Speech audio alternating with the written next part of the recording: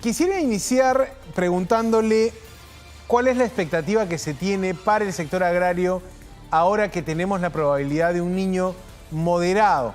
Esa es la mayor probabilidad de un niño moderado en el verano. ¿Vamos a tener una situación nuevamente de caída de la producción agraria? Sin duda alguna, y eso si es que hablamos de un niño moderado, porque si es un niño severo las cosas van a ser todavía más complejas. Recuerden ustedes lo que acabamos de pasar con el niño costero hace pocos meses y todo el daño que ocasionó en el norte, inundaciones, corte de carreteras, puentes, pero también un daño muy grave en la agricultura. Todos reclaman por el alto precio que llegó a tener el limón hace algunos días y por la producción de mango, que prácticamente este año no vamos a tener mangos de exportación, justamente por las variaciones climáticas, no solamente por más agua, sino por aumento de temperatura. Imagínense lo que ocurriría con un niño moderado y peor aún, un niño severo. Pero hablamos normalmente del niño y nos olvidamos del otro efecto que produce el niño, que está normalmente asociado con condiciones de sequía, es decir, falta de lluvias más bien hacia el sur del país. Y recordemos que ya a fines del año pasado tuvimos una sequía muy severa en el país, especialmente en la zona sur, en Puno, que se ha mantenido durante estos meses. Ahora, ¿cómo está? Buenas noches. Este año hemos venido de una inflación muy alta en alimentos. La gente ha dejado incluso de comer, para decirlo ya en términos directos y realistas. Teníamos esta cifra de que de cada 10 peruanos, 6 habían reducido su ingesta de alimentos. Y sobre todo la pobreza está más centrada ahora en el ámbito urbano.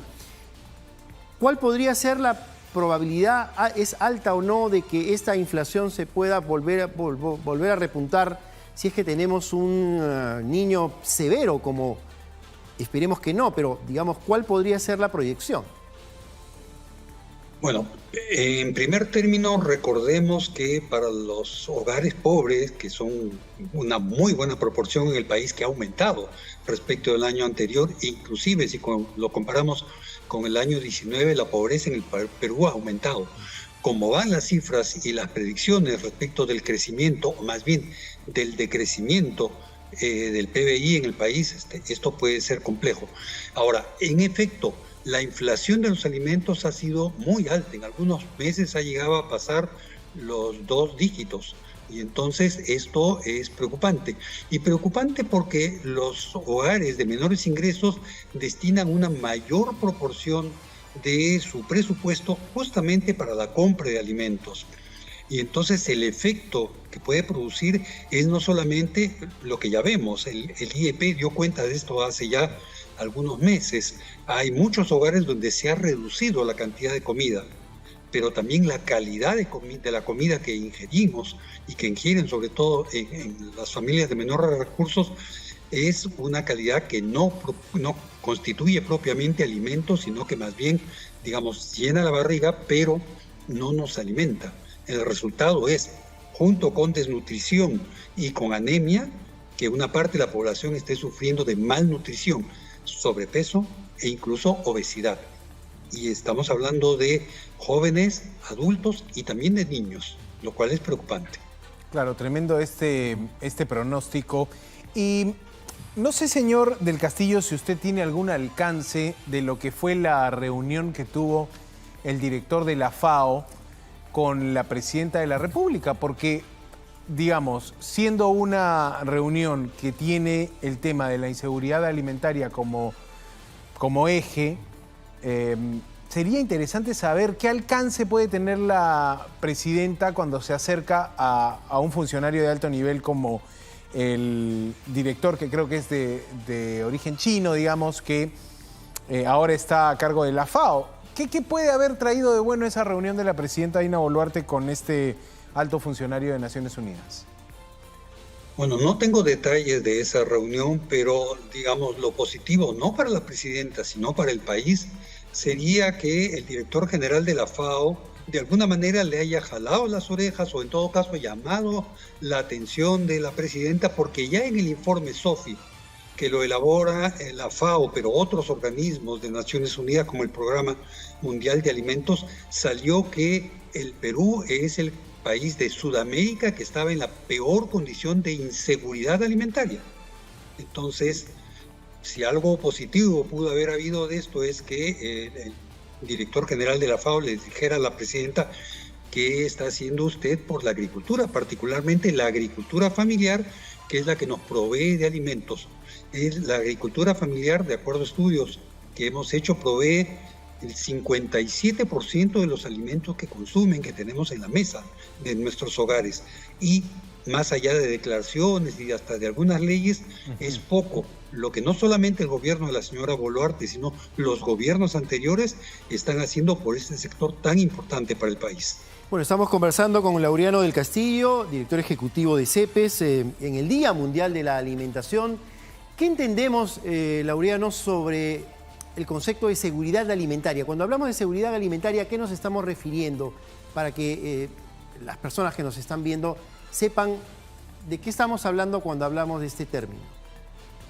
Bueno, es un término que viene siendo trabajado y muy discutido desde hace algunas décadas. Hay hasta instrumentos internacionales que se refieren a este tema. Estamos hablando de la capacidad que tienen los individuos de satisfacer sus necesidades alimentarias.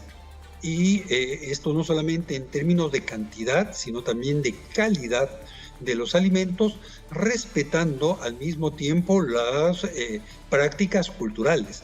Es decir, no es lo mismo una alimentación adecuada para un norteamericano que para un peruano, ¿no? Hay ahí elementos culturales. Pero en todo caso, el criterio fundamental ya no es, y esto lo ha dicho Naciones Unidas hace varios años, ya no es solamente respetar el derecho a la alimentación, sino que es el derecho a la alimentación adecuada.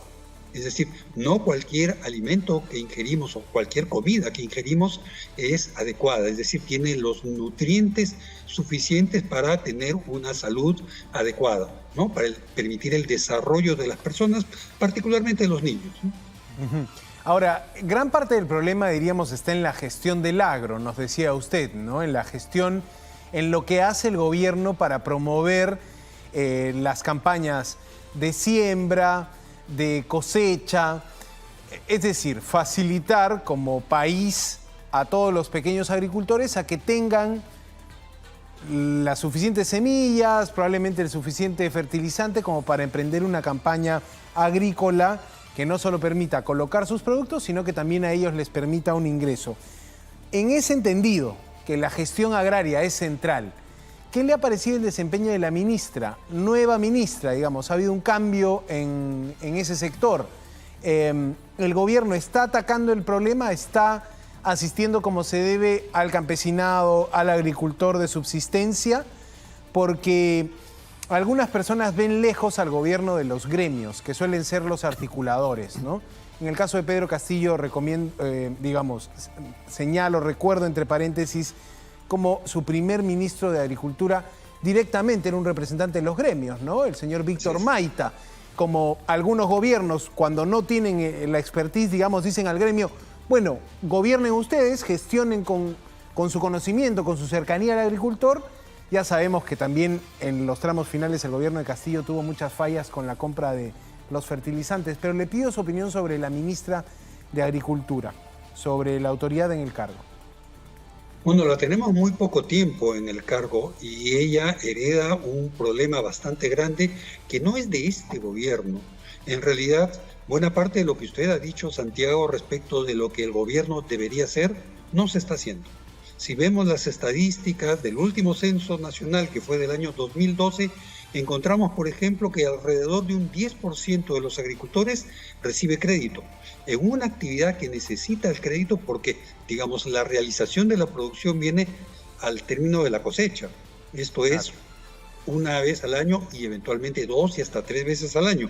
Y el resto del tiempo se necesita capital. Pero también la cantidad de agricultores que recibe capacitación del Estado es mínima. La capacitación, para empezar, la dan los privados. Entonces, asistencia técnica y capacitación deberían ser actividades fundamentales del Estado que no se está dando. ¿Qué tenemos? Y aquí para vincularlo con lo que le venía diciendo, que no es responsabilidad directa, un ministro no va a corregir problemas de muchos años. ¿Por qué digo esto? porque todos somos testigos de que lo que hemos tenido en estas últimas décadas es un desarrollo importante de la agricultura, pero ojo, de la agricultura de exportación, que representa alrededor del 1% del total de los productores agrarios. El 97% de las unidades agropecuarias, como refiere el censo, está formado por agricultores familiares.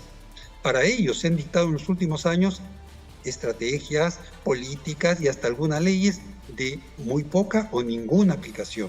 Entonces, en realidad, la única política que estamos viendo desde mitad de los años 90 es aquella que se encamina a apoyar a la agricultura de exportación. Pero insisto, esto es un pequeño porcentaje, muy pequeño, de los agricultores. Se necesitaría aquí un cambio significativo de la política, pero yo creo que esto excede a un ministerio y tendría que ser una política nacional, donde todos veamos la importancia de la agricultura, que es la que mayor cantidad de mano de obra absorbe, la que nos genera alimentos, la que protege la biodiversidad y tiene una serie de ventajas, pero no lo vemos. Hasta la Constitución lo señala, que el Estado apoya preferentemente el desarrollo agrario. Eso quedó en norma muerta. Bueno, una última pregunta, por lo menos de mi parte. Se hablaba durante este año que el gobierno iba a lanzar un programa social, sobre todo enfocado en el ámbito urbano, donde, como usted bien ha dicho hace unos minutos, ha aumentado más la pobreza. Se estaba haciendo un trabajo de focalización, porque el gran drama del Estado peruano es que no sabe reconocer dónde están los pobres y hay muchas filtraciones, lamentablemente, en los programas sociales. Es decir, el Estado pone mucho dinero en ocasiones para programas sociales, pero las filtraciones hacen que no lleguen al destino que se esperaba. Un programa social al nivel urbano, ¿qué tan posible es? ¿Impactaría en la seguridad alimentaria de estos sectores? ¿Podría ayudar? Sin duda alguna, porque efectivamente en términos numéricos, cuantitativos, la mayor pobreza está en las ciudades, donde hay más población.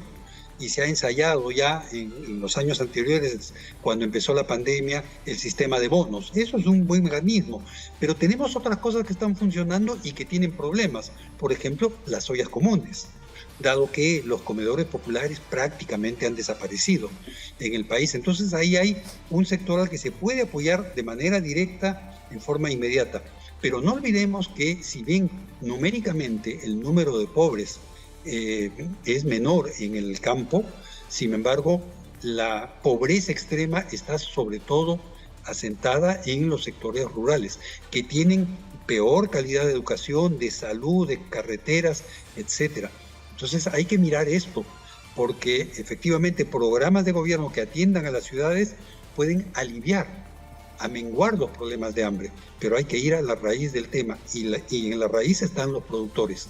Entonces creo que por allí habría que poner mayor atención de la que están teniendo las autoridades. Correcto. Laureano del Castillo, director ejecutivo del Centro Peruano de Estudios Sociales.